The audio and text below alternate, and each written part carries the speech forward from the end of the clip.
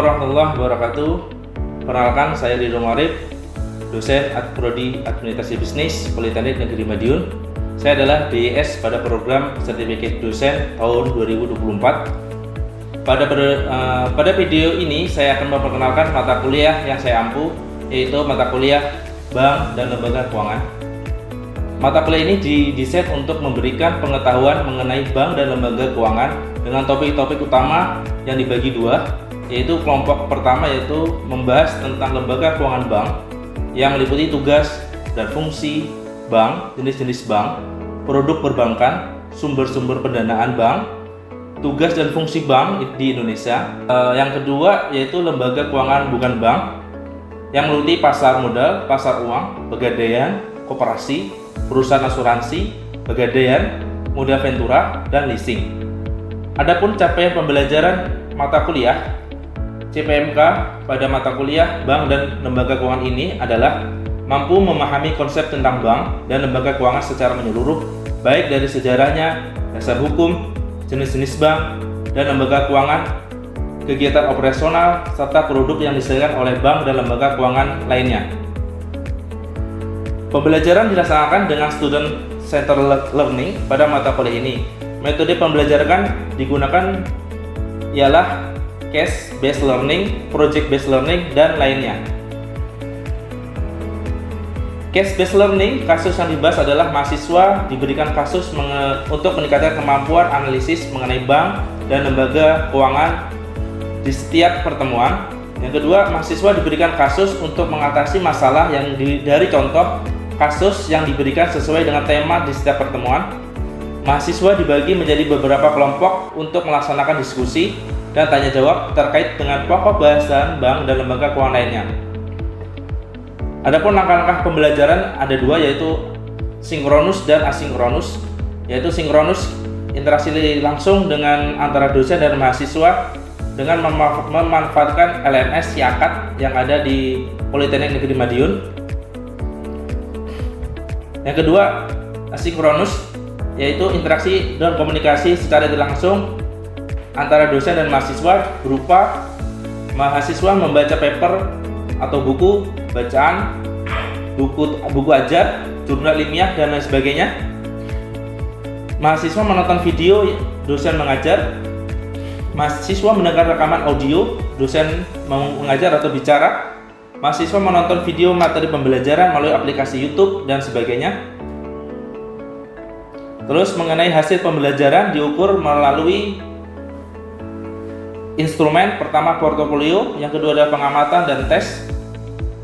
Penilaian komponen pada penilaian ada komponen dan bobot penilaian dalam persentase.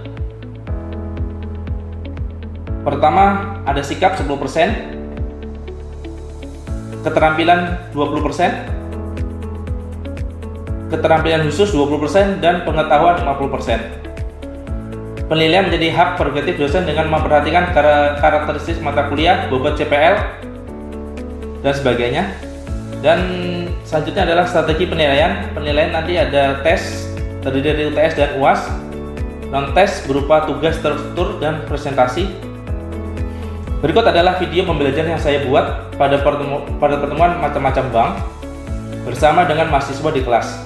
Assalamualaikum warahmatullahi wabarakatuh. Selamat sore teman-teman sekalian. Kelas mata kuliah Bank dan Lembaga Keuangan. Kita di pertemuan ketiga ini akan membahas tentang macam-macam bank yang ada di Indonesia. Apa itu bank? Bank adalah lembaga keuangan yang usaha pokoknya adalah menghimpun dana dari masyarakat dan menyalurkan kembali dana tersebut kepada masyarakat serta memberikan jasanya dalam lalu lintas pembayaran dan peredaran uang. Lalu ada lagi pengertian selanjutnya, bank umum konvensional adalah bank yang melaksanakan kegiatan usaha secara konvensional yang dalam kegiatannya memberikan jasa dalam lalu lintas pembayaran secara umum berdasarkan prosedur dan ketentuan yang telah ditetapkan. Lalu ada fungsi bank umum konvensional, ada tiga.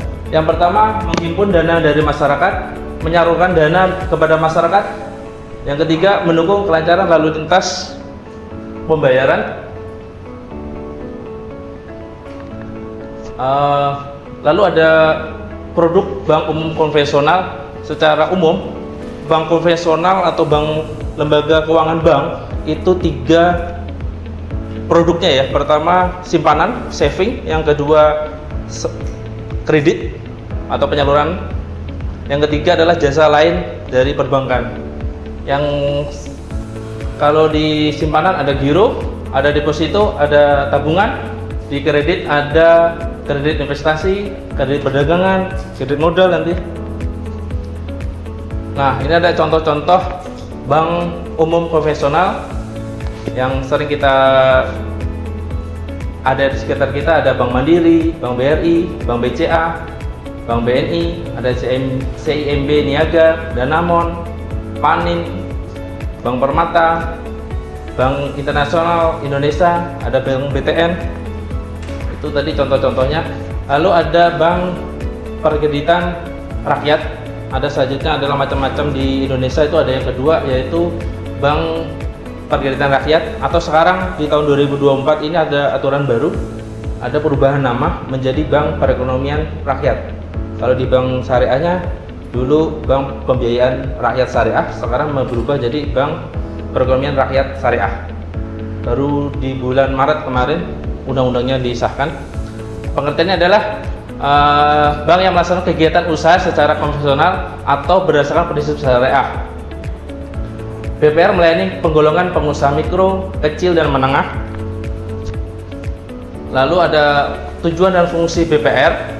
Menurut Manurung dan Raharja, memberikan layanan perbankan kepada masyarakat yang sulit atau tidak memiliki akses ke bank umum, menciptakan pemerataan kesempatan berusaha terutama bagi masyarakat pedesaan, serta mendidik mempercepat pemahaman masyarakat terhadap pemanfaatan lembaga keuangan formal sehingga terhindar dari jeratan rentenir. Lalu fungsinya menyalurkan kredit kepada para pengusaha mikro, kecil, dan menengah sebagai penghimpun dan penyalur dana masyarakat untuk menunjang pertumbuhan, modernisasi ekonomi pedesaan, serta memberi jasa perbankan bagi masyarakat golongan ekonomi lemah di daerah perkotaan. Lalu ada kegiatan usaha Bank Perekonomian Rakyat. Itu ada yang pertama, menghimpun dana dari masyarakat, memberikan kredit, lalu menyediakan pembiayaan dan penempatan dana, menempatkan dana. Lalu ada produk-produk di BPR apa saja, sama seperti bank-bank yang lainnya ya. Ada tabungan, ada deposito, ada kredit, ada SBI, sertifikat Bank Indonesia. Ada contoh bank BPR, contoh-contoh bank BPR itu kalau teman-teman sering di jalan-jalan itu di Jiwan ada ya, di daerah tempat kita Bank BPR Madiun, BPR Kota Madiun juga ada. Bahkan setiap daerah atau pemerintah daerah punya biasanya. Ada bank konvensional, Bank Supra, Bank Wijaya Kusuma Santosa, banyak. Lalu ada lagi tipe macam-macam bank yang ada di Indonesia yang dimiliki oleh pemerintah. Pengertiannya adalah bank yang seluruh atau sebagian sahamnya milik pemerintah Indonesia, disebut dengan bank milik pemerintah. Bank pemerintah merupakan bank di mana baik akte pendirian maupun modalnya dimiliki oleh pemerintah, sehingga seluruh keuntungan dari bank ini dimiliki oleh pemerintah pula. Nah, ada beberapa kegiatan yang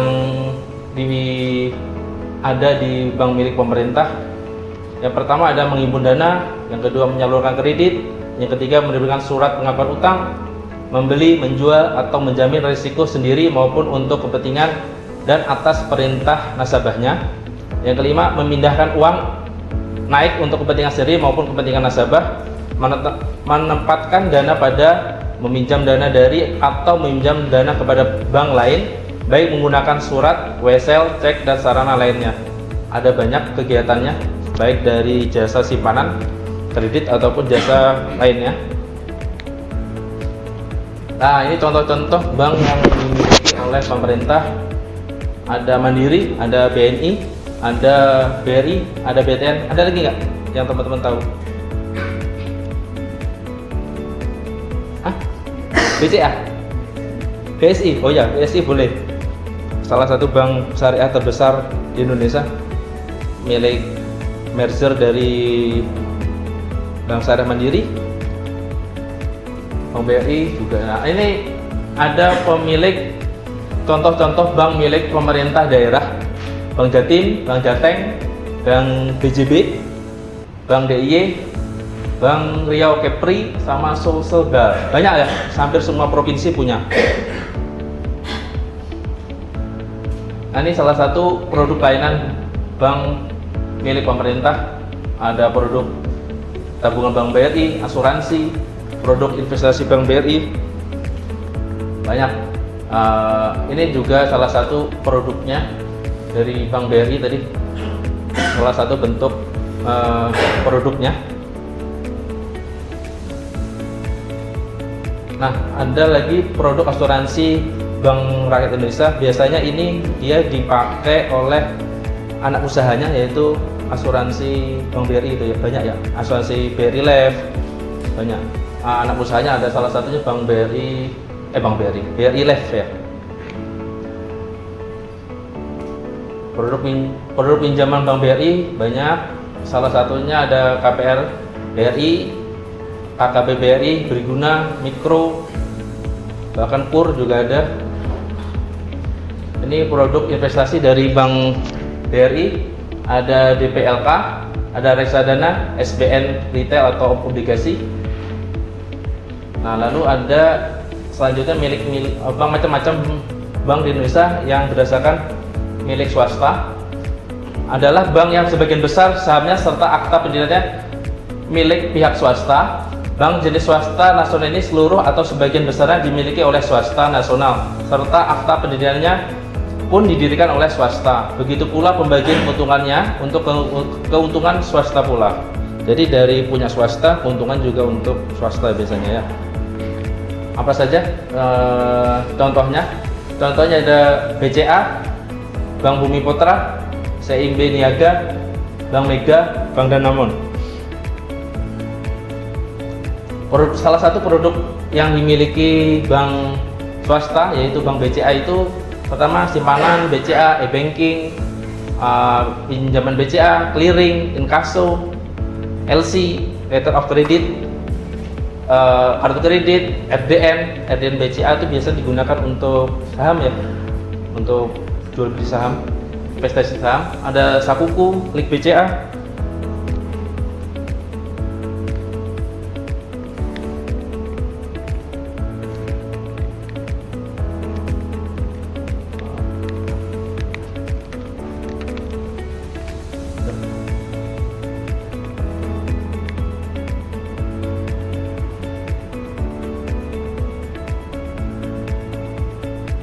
Ini ada juga bank milik koperasi, kita next saja.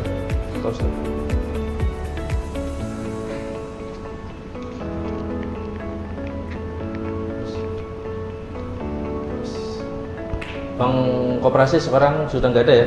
Bank Bukopin sendiri sudah di merger, dibeli kepemilikan oleh KP punya Korea itu, berubah kepemilikan. Jadi kita nggak bahas, kita skip. Next.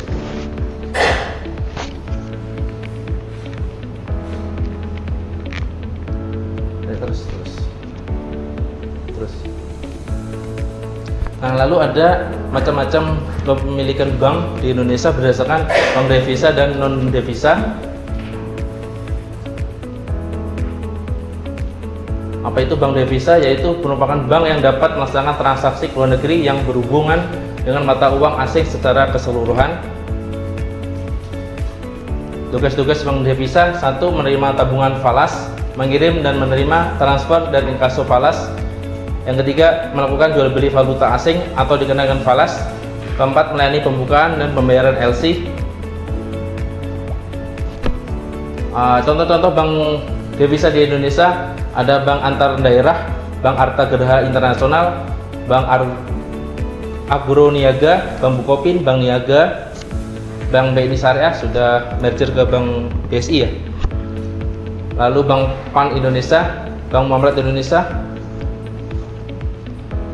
Ini salah satu contoh produk layanan bank devisa yang dimiliki CIMB Niaga.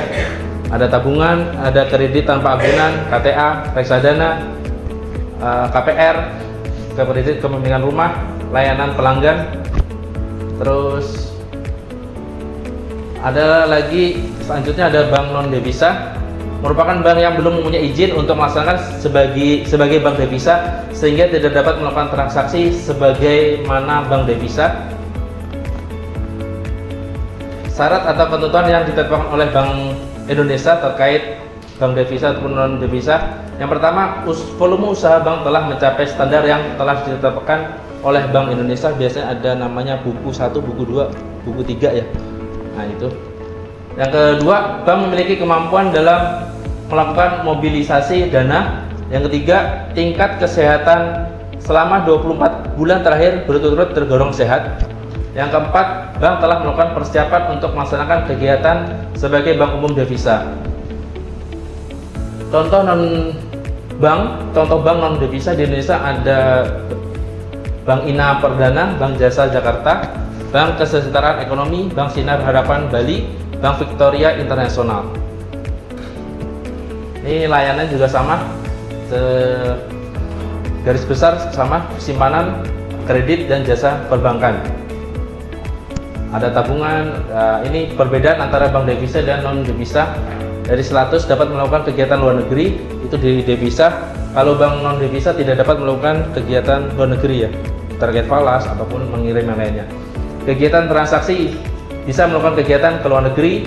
Kalau bank devisa hanya dalam batas-batasan negara.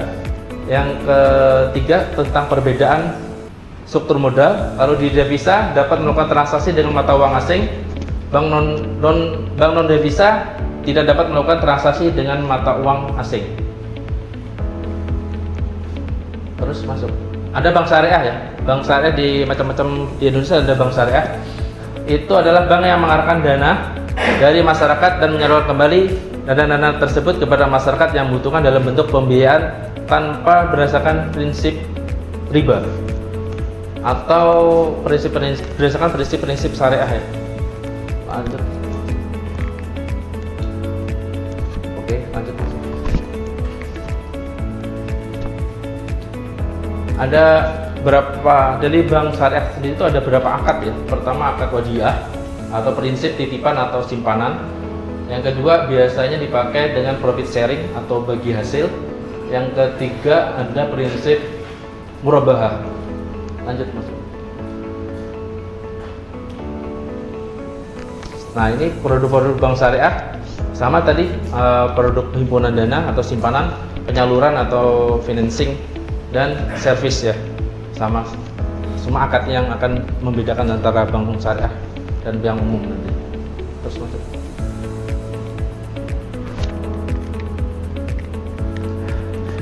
Oke.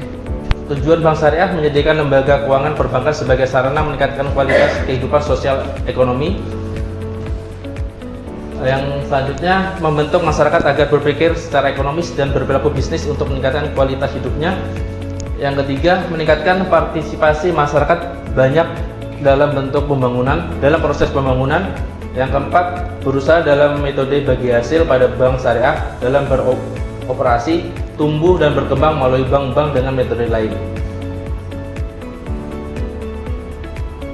Contoh-contoh dari bank syariah, ada Bank Muamalat, ada BSI, ada Permata Syariah, ada Buku Penting Syariah, BCA Syariah, Bank DKI Syariah, ada BJB Syariah, NTB Syariah, Danamon Syariah, Net Syariah.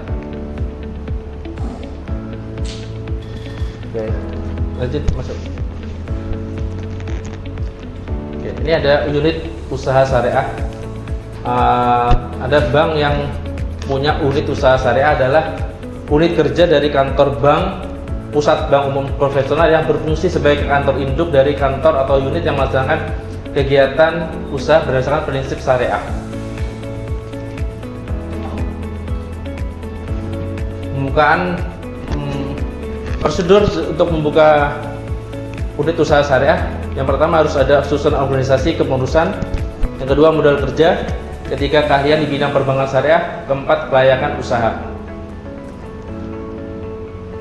Next, masuk.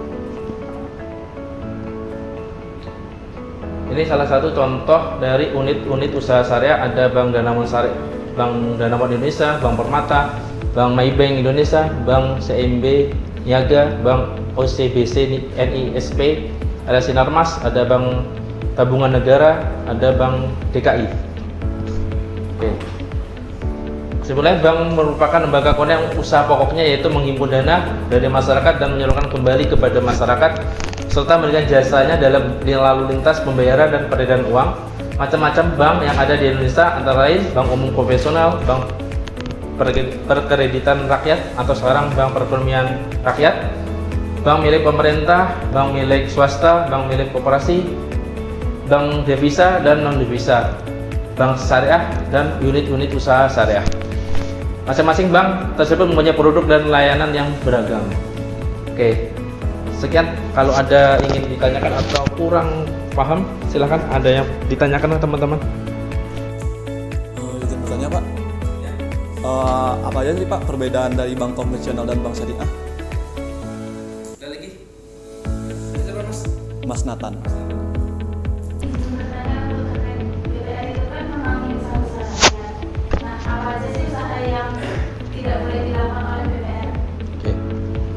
Ada lagi? Oke, saya jawab dulu ya. Untuk Mas Nathan, di perbedaan antara bank syariah dan konvensional itu ada di masuk.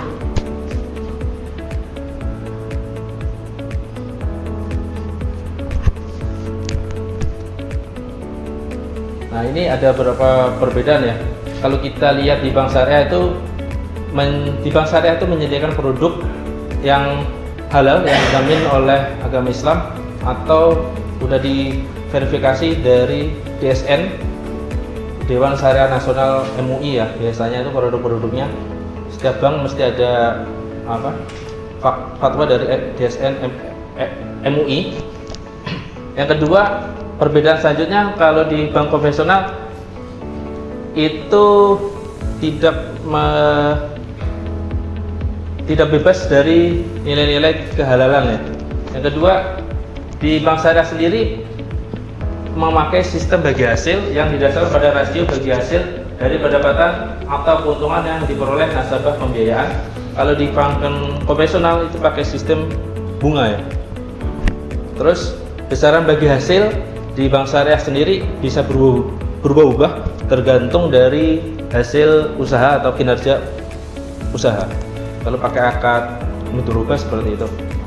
Kalau di konvensional juga ada besaran bunganya tetap ya.